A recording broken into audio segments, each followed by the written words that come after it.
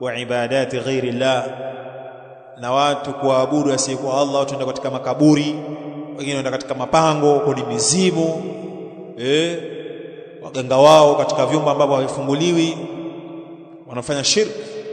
Walistighathati bihim, na kutaka uokovu au uokozi, bihim, kupitia wao hao wachawi wao na washirikina wao au wanaodai ni mawali wao.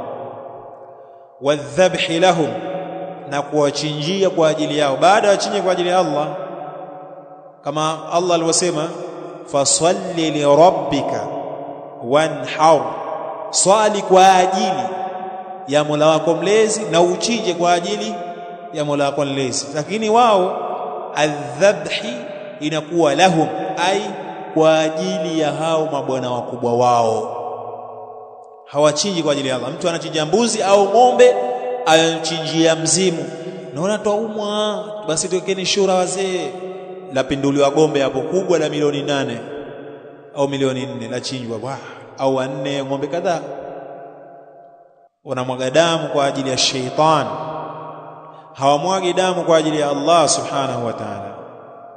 Kadhalika wasarfi alibadat, na kuzipeleka ibada lahum, kwa hao mizimu yao na mashaitani wao, mashayatini wao, min dunillah, kinyume cha Allah.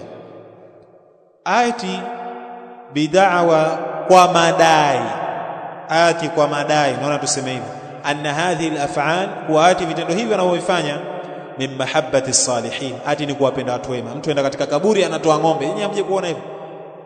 Kama kule Ngezi, ati mtu atoa ng'ombe katika ile kaburi, sijui ni kaburi la Sharifu. Nani kakwambia wewe? Kwanza hapo ni kaburi, na kisha tujalie ndilo ni kaburi, ndio utoe ng'ombe sasa ujikurubishe kwa ni kaburi, baada ya Allah subhanahu wa ta'ala alikuumba yupo?